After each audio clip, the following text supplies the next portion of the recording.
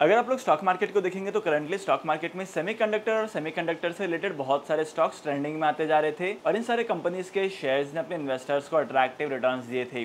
वहीं पर अगर सिर्फ और सिर्फ सेमीकंडक्टर और सेमीकंडक्टर से रिलेटेड कंपनीज के शेयर्स की बात की जाए तो उन कंपनीज के शेयर्स में भी आपको काफी ज्यादा अट्रैक्टिव रिटर्न्स दिखाई दिया होगा। और करंटली अगर आप लोग इंडियन इकोनॉमी की कंडीशन को देखेंगे तो इंडियन इकोनॉमी में बहुत सारे सेक्टर्स को प्रमोट किया जा रहा है और बहुत सारे सेक्टर्स को सपोर्ट किया जा रहा है। और करंटली मार्केट की इतनी सारी एक्टिविटीज की वजह से मार्केट में ऐसे बहुत सारे कंपनीज के प्रोडक्ट हैं जो अराउंड द ग्लोब इंडिया के बाहर भी एक्सपोर्ट किए जाते हैं। इसी की वजह से इन सारी कंपनीज के शेयर्स की डिमांड और इस सारी कंपनीज के प्रोडक्ट की डिमांड बढ़ते ही जा रही थी। और इस कैटेगरी के जितने भी कंपनीज के शेयर्स हैं उन सभी कंपनीज के शेयर्स ने अपने इन्वेस्टर्स को अट्रैक्टिव रिटर्न दिए हैं। लेकिन यहाँ पर भी एक एक्सेप्शन है। अगर आप लोग वेदांता के शेयर्स की परफॉर्मेंस को देखेंगे तो वेदांता के शेयर्स की परफॉर्मेंस डे बाय डे गिरते जा रही है। करंटली मार्केट में वेदांता के शेयर्स अपने डिविडेंड पे आउट को लेकर मार्केट में बहुत ज्यादा ट्रेंडिंग में आ रहे थे। मार्केट में बहुत सारे लोग वेदांता के शेयर्स में इसलिए इन्वेस्टमेंट कर रहे थे क्योंकि उन्हें अच्छे खासे डिविडेंड कमाने को मिलते थे। लेकिन आखिर इस कंपनी के शेयर्स में ऐसा क्या हुआ कि कंपनी के शेयर्स की प्राइस गिरने लगी और यहाँ पर अपने इन्वेस्टर्स को नेगेटिव रिटर्न्स देने लगी है। इसके पीछे का रीजन क्या है और सेकंड इंपॉर्टेंट चीज की आपको वेदांता के शेयर्स में इन्वेस्टमेंट करना है कि नहीं। सबसे पहले मैं आपको बताता हूं कि वेदांता के शेयर्स की प्राइस क्यों गिरी है। वेदांता के शेयर्स की प्राइस गिरने के पीछे के दो इंपॉर्टेंट रीजन हैं। रीजन नंबर 1 है बल्क डील और रीजन नंबर 2 है वेदांता के वीक क्वार्टरली परफॉर्मेंस। तो चलिए इन दोनों रीजन को वन बाय वन करके समझते हैं। सबसे पहले बात करते हैं बल्क डील की। अगर आप लोग वेदांता के शेयर होल्डिंग पैटर्न में देखेंगे तो यहाँ पर वेदांता का शेयर होल्डिंग पैटर्न काफी ज्यादा अट्रैक्टिव है और अदर कंपनीज के कंपैरिजन में इस कैटेगरी में जितने भी कंपनीज हैं उनके कंपैरिजन में ये पैटर्न काफी ज्यादा यूनिक है। लेकिन मार्केट में वेदांता के प्रमोटर्स की होल्डिंग को लेकर एक न्यूज आई थी कि वेदांता के प्रमोटर्स अपने 4.3% स्टेक को सेल करने वाले हैं।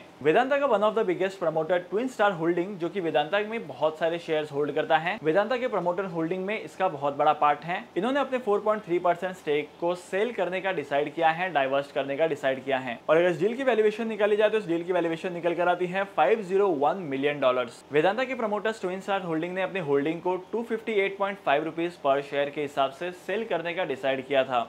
और जैसे ही वेदांता की न्यूज मार्केट में आई थी वैसे ही इस कंपनी के शेयर्स की price with in a day 5% से ज्यादा गिर चुकी थी। और जैसे कि आप यहाँ पर देख सकते हैं कि इस कंपनी के शेयर्स ने अभी तक डाउन परफॉर्म किया है। अब हम बात करते हैं सेकंड रीजन के बारे में। इस कंपनी के शेयर्स के गिरने के पीछे का सेकंड रीजन है इस कंपनी के वीक क्वार्टरली परफॉर्मेंस। अगर आप लोग इस कंपनी के क्वार्टर ऑन क्वार्टर बेसिस के रिजल्ट को देखेंगे तो यहाँ पर कंपनी ने काफी ज्यादा वीक परफॉर्म किया है। कंपनी के रेवेन्यूज और कंपनीज के प्रॉफिट भी आपको प्रीवियस क्वार्टर के कंपेरिजन में कम दिखाई देंगे। और तो और करंटली मार्केट में जितना एक्सपेक्टेशन लगाया गया था वेदांता के शेयर्स के प्रॉफिट को लेकर उतने ज्यादा कंपनी को प्रॉफिट हुए नहीं है और एक्सपेक्टेशन को बीट न कर पाने की वजह से मार्केट में इस कंपनी को लेकर इन्वेस्टर्स का सेंटीमेंट जो है वो काफी ज्यादा नेगेटिव हो चुका है। और इसी वजह से मार्केट में जिन लोगों ने भी इस कंपनी के शेयर्स में इन्वेस्टमेंट किया है वो लोग भी इतने सारे लॉसेस को देखकर अपने इन्वेस्टमेंट्स की होल्डिंग को बेच रहे हैं। आई होप कि अभी तक की वीडियो में आपको ये तो पता चल गया है कि वेदांता के शेयर्स की प्राइस क्यों गिरते जा रही है। लेकिन सबसे बड़ा सवाल तो ये है कि क्या आपको वेदांता के शेयर्स में भी इन्वेस्टमेंट करना चाहिए। वेदांता के शेयर्स में इन्वेस्टमेंट